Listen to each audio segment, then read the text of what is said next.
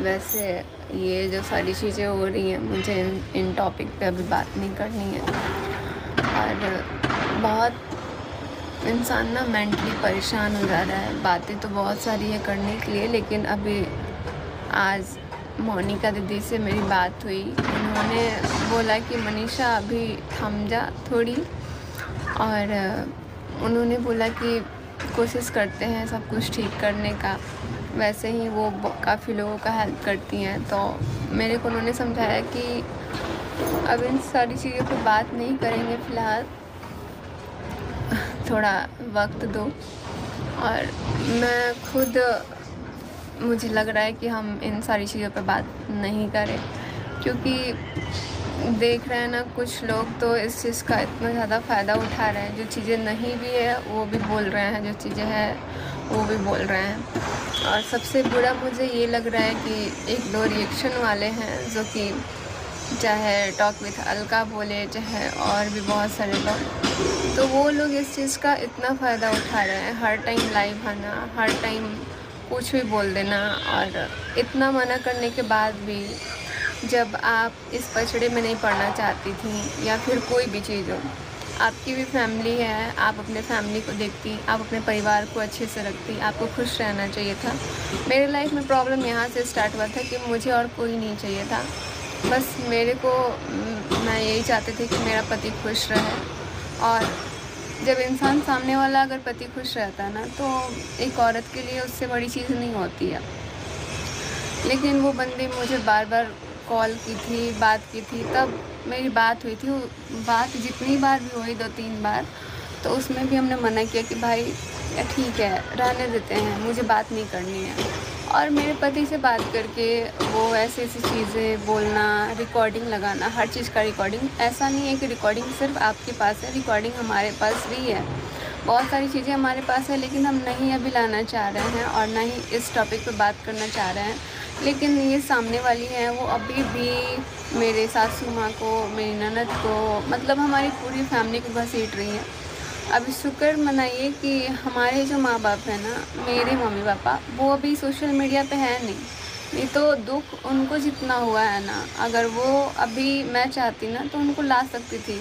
उनको जितना गुस्सा है, उनको जितना दर्द है इन सारी चीज़ों से, लेकिन मैं नहीं लाना चाहती हूँ। मैं नहीं चाहती हूँ कि वो अभी मैं चाहती ना तो उनको ला सकती थी।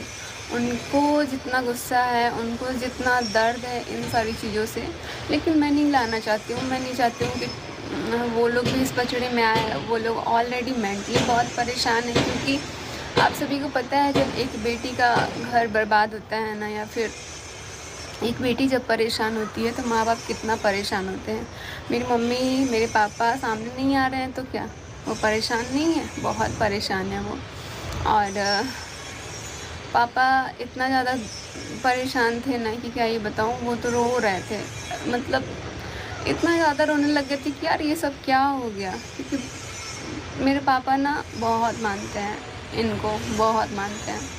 ये सारी चीज़ें जो भी हुई है, ये हम नहीं बोल सकते हैं कि किसी और का हक है कि कोई और आके कुछ भी बोल के चला जाए और हम सुनते रह जाएं।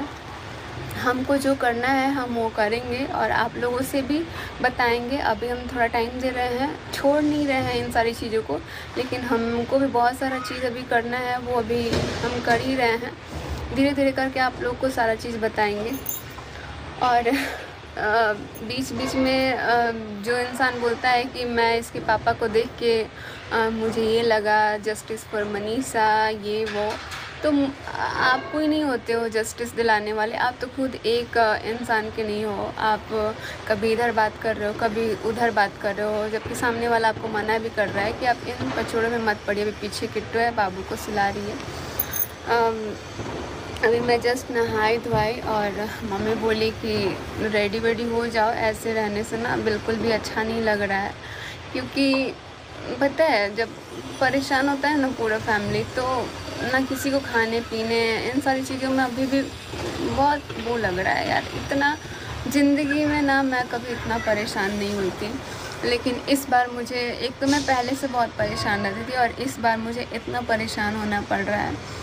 तो ये चीज़ें मतलब ठीक नहीं है। आज भी मेरी मम्मी फ़ोन की थी, कह रही थी कि मनीषा तुम ठीक हो ना? मेरा मन बहुत घबरा रहा है, क्योंकि ये जो वीडियो आ रहा है, चाहे कुछ भी आ रहा है, तो मम्मी को पापा को इतना सोशल मीडिया का ना पता नहीं है। कोई कुछ भी डाल दे रहा है, कुछ भी बोल रहा है, तो वो चीज़ें ना मम्मी पापा इतना सोच रहे हैं और सोच के ना वो घबरा जा रहा है। अभी मैं दिल्ली में हूँ, मुझे कुछ काम था इसलिए मैं यहाँ पे रुकी हूँ। मैं आई थी सिर्फ एक दिन के लिए, लेकिन अभी मुझे बहुत सारा यहाँ पे काम है जो कि अभी मैं कर रही हूँ। और ऐसे तो किसी को नहीं छोड़ सकती, इतना तो है, किसी को नहीं। लेकिन धीरे धीरे करके आप लोगों से सारी चीज़ें बताऊँगी। वही मम्मी फ़ोन करके बोल रही थी कि मनीषा मुझे बहुत घबराहट हो रहा है बेटा, अगर तुम्हारे दिल में कोई बात है ना तो हमको ज़रूर बोलना। मैंने बोला मम्मी ठीक है, क्योंकि पता है सच बताऊँ ना तो मैं अपनी मम्मी को कोई बात बोल भी नहीं पाती हूँ, क्योंकि मुझे पता है कि वो लोग ना ये सारी चीज़ें नहीं सहन कर पाएंगे, वो बहुत परेशान हो जाएंगे। लेकिन अब तो इतना फैल गया है, इतना एक आग की तरह फैल गया है ना कि ठीक है। और मैंने जो भी बोला उसका मैं क्या ही बताऊँ, जितना मुझे बोलना चाहिए मैंने उतना बोला भी नहीं है। अभी बहुत सारी बातें हैं जो कि मुझे भी बोलना है। मैंने जो जो चीज़ें देखी हुई है, मतलब क्या ही बोलूँ।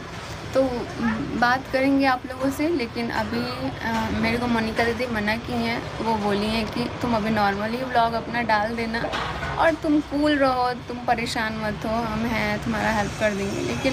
लेकिन ये सब चीज़ों में ना मुझे कुछ भी नहीं पता चलता था। मैं इतना रोने लग जाती थी ना, मैं मतलब एक होता है ना, पूरा मैं शरीर छोड़ देती थी कि ये क्या हो गया। पापा मम्मी को मैं बोलती थी ना तो मम्मी मेरे को समझाती थी। उसके बाद मैं पापा के पास रोते रोते गई और पापा बोले कि मेरी बेटी कुछ नहीं होगा, कुछ नहीं होगा। पापा मेरे को कंबल ओढ़ाए, मैं इतना काँप रही थी। और पापा मेरे को पानी दिए पीने के, क्योंकि मतलब ऐसे पापा बोल रहे थे ना, तो अभी मुझे लग रहा है ना कि पापा से मेरा अलग ही अटैचमेंट हो गया है। आज तक ना कभी मैं पापा से कोई भी चीज़ शेयर नहीं करती थी। जो भी बातें होती थी ना मैं मम्मी से ही शेयर करती थी, सासू माँ से। पहले मैं अपनी मम्मी से एक दो चीज़ें मैं बताई कि मम्मी मुझे ऐसा लग रहा है, मुझे ऐसा लग रहा है। लेकिन मम्मी बोलती थी कि नहीं मनीषा, तुम अपने दिमाग में निगेटिव चीज़ें मत लाओ। फिर मैंने छोड़ दिया मम्मी से बताना। उसके बाद जब ये चीज़ें थोड़ी सी ना मुझे ज़्यादा लगने लगी तो मैंने अपनी सासू माँ से बताया।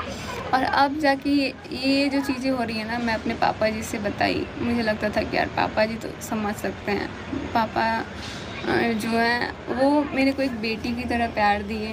और मैं भी बहुत फ्रैंकली, मतलब पापा ऐसे हो गए ना एक फ्रेंड की तरह कि उनसे अब मुझे लगता है कि कोई बात शेयर करनी चाहिए। तो ऐसा हो गया है, अभी हालात ऐसा हो गया है कि कुछ समझ में नहीं आ रहा है कि बहू की तरह कैसे, कुछ भी नहीं बुझा रहा है मेरे को।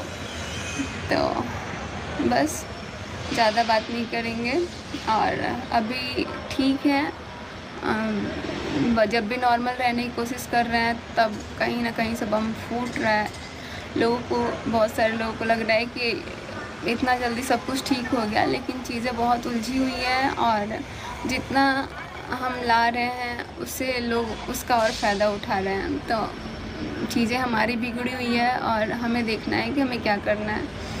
तो बस अभी मेरे को मोनिका दीदी मना की है, आप लोगों को पता है। और मैं आप लोगों से बता भी देती हूँ, उन्होंने मुझे बहुत हिम्मत दिया। उनके पास बहुत सारे केस ऐसे जाते रहते हैं। तो उन्होंने मेरे को बहुत समझाया कि मनीषा ठीक है, सब ठीक हो जाएगा, एक वक्त की बात ना सब कुछ ठीक हो जाएगा। अभी तुम लोगों पे ही बुरा टाइम चल रहा है, थोड़ा सा तुम अपने आप को रखो सही और ध्यान दो। तो मैंने सोचा ठीक है भाई। बस इसी के साथ करते हैं ब्लॉग को एंड। आप लोग बिल्कुल टेंशन मत लीजिए, सब कोई अभी ठीक ठाक तो नहीं बोलेंगे, क्योंकि जैसा बात हुआ है मुझे नहीं लगता कि मेरे दिमाग से कभी जाएगा अभी, और मैं कभी किसी को माफ़ कर भी पाऊँ। लेकिन हाँ, अभी देखती हूँ कैसे कैसे चीज़ें क्या हो रही हैं, क्या बातें हो रही हैं, उसके बाद से सब कुछ देखेंगे। तो मिलते हैं आप लोगों से अगले ब्लॉग में। तब तक के लिए आप लोग अपना ध्यान रखिए। कोई भी जो भी आप लोग ब्लॉग देखते हैं आप लोग टेंशन मत लीजिए। बस सब कुछ ठीक करने का एक बार कोशिश करेंगे। सब लोग बोल रहे हैं एक चांस देना चाहिए। चांस देना कोई बड़ी बात नहीं है, लेकिन जब विश्वास टूटता है इंसान का तो वो विश्वास फिर बन नहीं पाता है। तो बस बाय।